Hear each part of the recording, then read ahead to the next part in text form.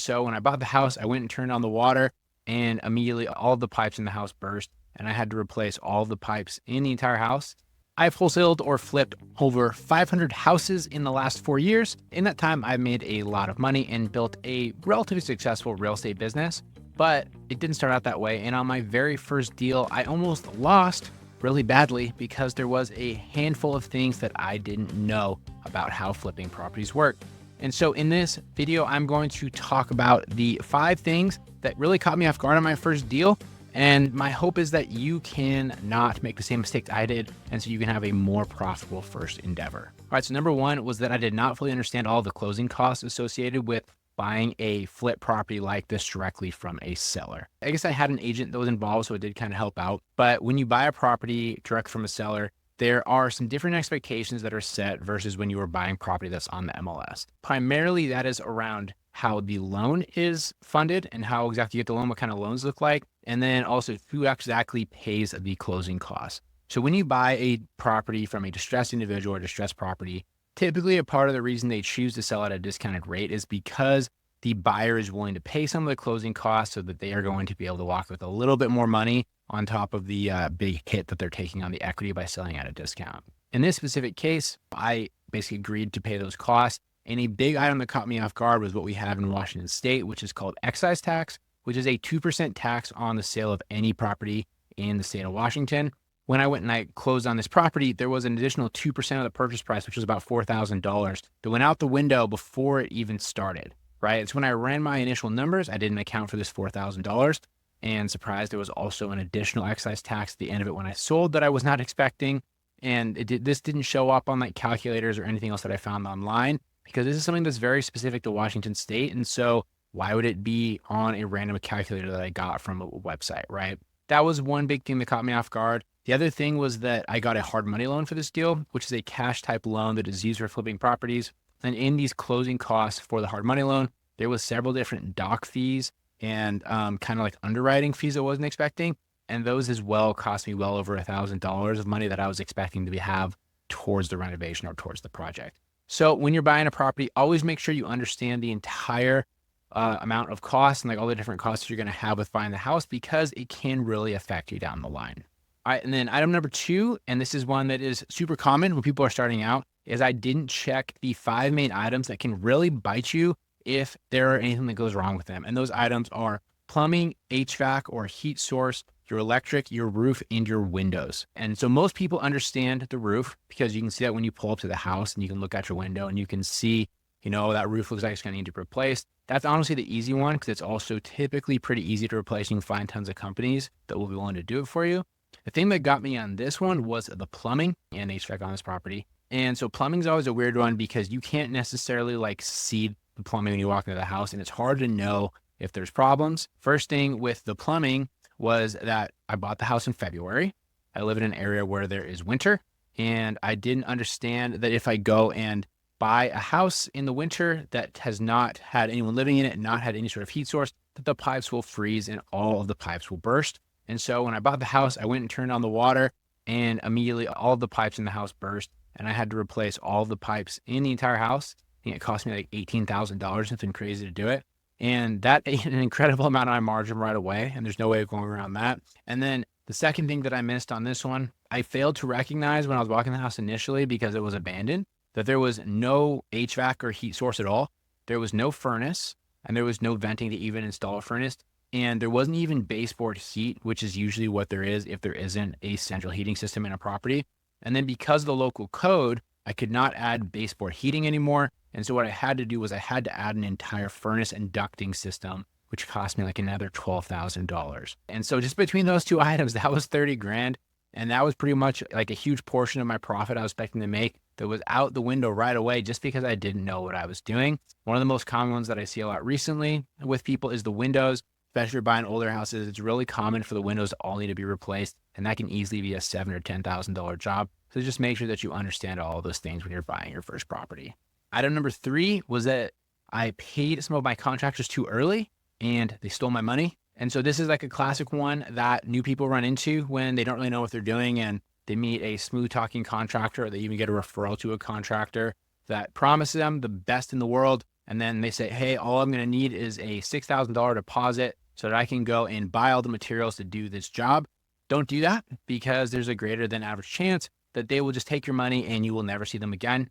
And this is a very serious issue. This can happen even with very established contractors that have good reputations. And so what you always need to be doing is, if they need money for materials, you actually go and buy the materials yourself, have them give you an order of what they need, or like a list of what they need from Home Depot or Lowe's, whatever you're choosing to do. You can get the entire list of items. You go to Home Depot, you go to Lowe's, you can do this online, and you place the order of those items yourself, and then you have them delivered to the property for the contractor to do the work. Then once they do the work, you want to set milestones, basically figure out what halfway done means, figure out what 90% done means, and then you pay them that amount of money when they reach those milestones. So let's say you're hiring someone to do flooring, verify with them beforehand, hey, when you do the kitchen, when you do the living room, when you do, these 2 bedrooms, we'll consider that half done, and then I will give you your money, and then figure out what 90% done is. And then always make sure that you go and you personally verify that everything is perfect before you pay them their final percentage. Otherwise, they're entirely possible they'll just take the remaining money and not come back and finish the job all the way. And that's always almost more of a pain in the butt, because then you got to find someone to come back and finish a 95% finished job. And that's just a really bad place to be in. So trust but verify. Do this especially with new contractors. Once you have someone that you've worked with quite a bit and you know they're legit, then you can have a little bit more flexibility, but really resist the urge starting out to be paying contractors up front, no matter how much they beg you to do so. All right, item number 4 was that I tried to do a lot of the easy work myself. And what ended up happening is it ended up taking so much longer than when I looked at my hard money loan. It actually cost me more money to do the work myself, and it sucked because I didn't know what I was doing, than if I just paid someone to do it.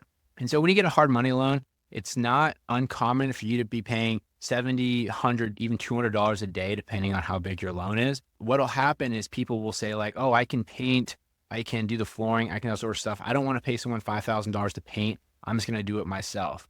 But then they are doing it in the evenings. They're doing it on the weekends. It's taking them, instead of being 2 or 3 days, it's now something that's taking them weeks. If you look at the actual net cost of that, with how long it's taking them and what their actual holding costs are with their hard money loan, they're actually paying more money than if they had just paid to professionals to do it correctly in the first place. And to make matters worse, you got to do the misery of doing the hard labor, which isn't for most people. You are probably going to do a worse job than the professionals are going to do. And so you're going to have to do rework anyway.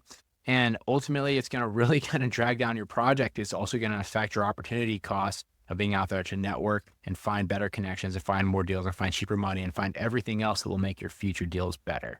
I really highly suggest that people, they resist doing any work on their houses for as long as they can. Like maybe a slight difference from that is like some landscaping stuff, because sometimes landscaping work can be incredibly expensive, and you can go and you can block out the work in like a day or two with a couple friends.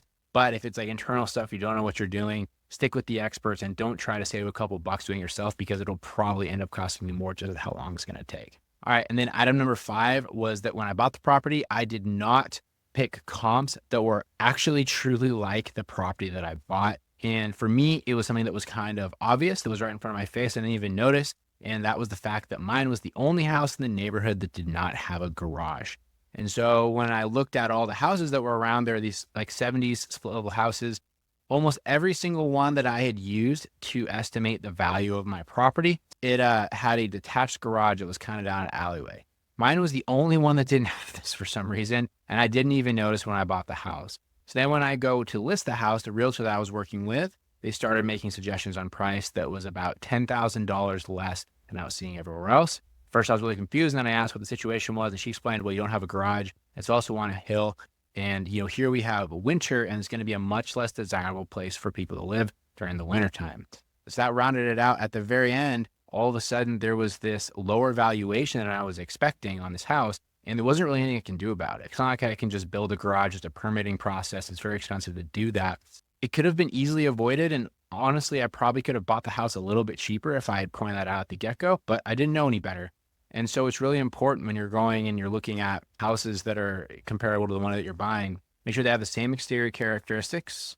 Okay, like they have garages, they are similar lot sizes. The way that the street access and stuff is also similar to the ones that you're looking at, 'cause that will affect your value. Make sure they're similar age houses, and then focus more on the square footage than the bed bath count, because it's not uncommon for there to be houses that are similar in bed and bath count, but are very, very different in square footage. And square footage is ultimately what matters a little bit more on value. And so just going through and making sure that all the house that you're looking at to analyze the one that you're trying to buy are really like yours will help you save a ton of money. All through all of this, I wasted a ton of money and a ton of time on this deal. I did come out ahead because I was fortunate enough to have bought a deal. And so after 6 months of work on my first flip, I made $4,000. So not a great payday at all, but the value of the education that I got is honestly just unbelievable.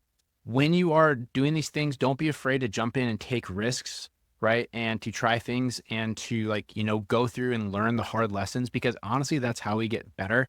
Yeah, it can suck if you lose a ton of money, but honestly, there are a ton of really, really, really bad decisions and a ton of negligence that has to go on for you to get into a situation where you lose incredibly horribly.